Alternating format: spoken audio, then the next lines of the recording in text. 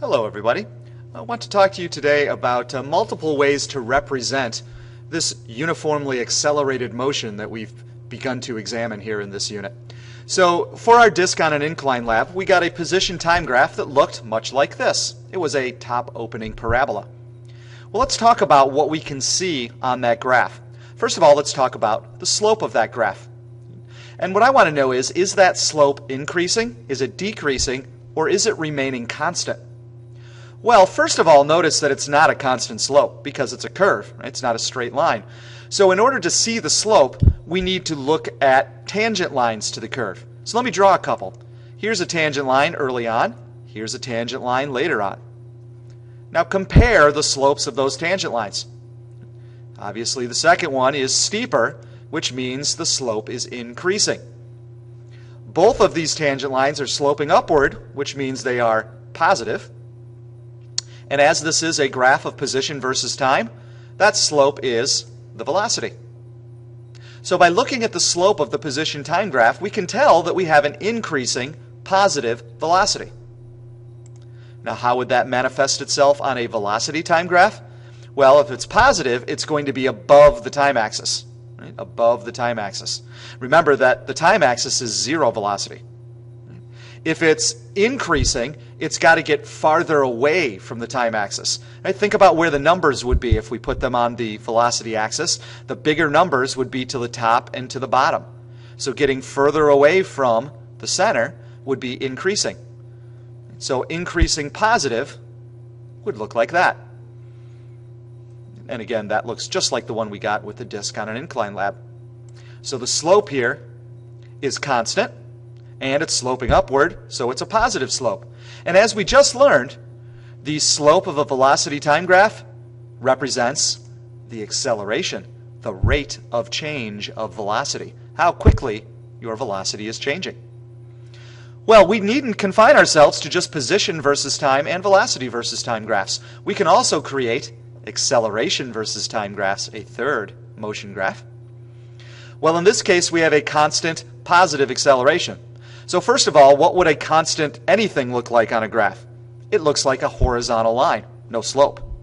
Since it's positive, it needs to be above the time axis. So there's a constant positive acceleration. So here is our complete stack of kinematic graphs: position time, velocity time, acceleration time. And you'll often see these stacked on top with kind of a shared time axis idea so that you can see what's going on with the motion.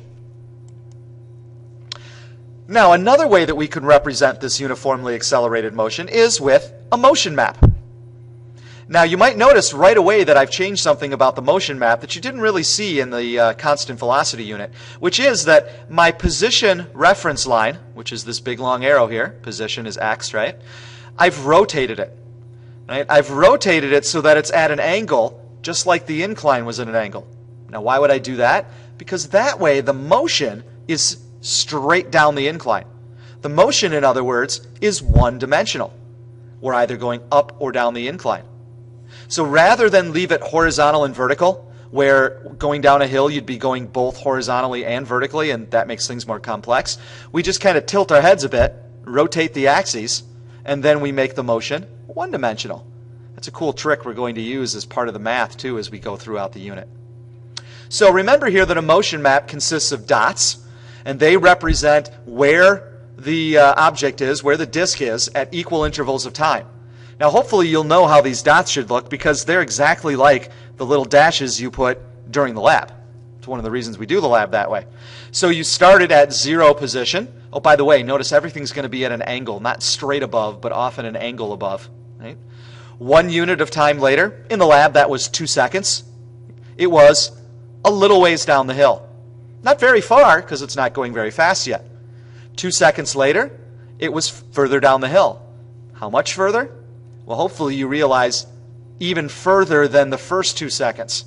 Right? This should get further apart than this. And then 2 seconds later, even further, even further, even further. This hopefully looks just like those dashes you made in the Disk on the Incline lab. And notice they're getting further and further apart because it's accelerating. Right? It's speeding up. Also on a motion map, we tend to draw arrows to represent the velocity of the disk. So, 0 time. Now, before you just go and draw an arrow, initially for this lab, what was the initial velocity of the disk? Hopefully you remember how we did it, and you know that the initial velocity was 0. So since it starts from rest at our 0 second dot, there will be no velocity arrow. That may seem a little weird. We didn't have to do that in the constant velocity unit because you either stopped or you were moving. It was one or the other. In this case, though, you can be at rest but getting ready to move. You're going to accelerate now. So our second arrow, now it's moving down the incline, and then it's moving even faster down the incline, even faster down the incline. Notice all of these arrows are pointing down the incline because that's the direction the disk moved, and notice each arrow is getting longer. So there's 2 ways to tell that the disk was accelerating down the incline. The dots get further and further apart, which means that it's covering more distance in the same amount of time, or the velocity arrows get bigger and bigger, which means it's going faster and faster. Now, just as with the graphs, we needn't confine ourselves with only position and velocity. We can also represent the acceleration. And since the acceleration is itself a vector quantity, we're going to represent it with a third arrow. We're going to draw this arrow. There's different ways of doing this, but I like drawing the arrows underneath. Right? They still need to point in the direction that the acceleration is pointing. And they need to be a certain length to represent the length or the size of the acceleration, the magnitude, if you will. Okay, but we're going to draw these arrows underneath the arrows. Well, first of all, we have a uniform or constant acceleration. So all of our acceleration arrows should be the same length. Secondly, you are speeding up down the incline, so our acceleration should point down the incline. And then the third thing is this top dot. Do we need to have an acceleration arrow on this dot? Well, think about what would happen if you didn't. If you have 0 velocity and you have 0 acceleration, what do? An object with 0 velocity and 0 acceleration doesn't move. It just sits there. It's not moving because it has no velocity, and it's not changing its velocity if it has no acceleration. So is this thing accelerating? Yeah, because if it wasn't, it would just get stuck up at the top of the ramp and not come down, which actually some of your disks might have done depending on how you wrote them, right? How you held them there. So, again, constant acceleration. So for the second dot, same size arrow. Third dot, same size arrow. Notice how they all point down the incline. So position dots, velocity arrows, acceleration arrows. Right? New things that we can show on a motion map. You're going to be doing all 3 of these things, graphing, or all 3, both of these things, making 3 graphs and motion maps in the next activity you will do tomorrow, the speeding up and slowing down activity. So I hope you enjoyed this little introduction to uniformly accelerated motion, multiple representations.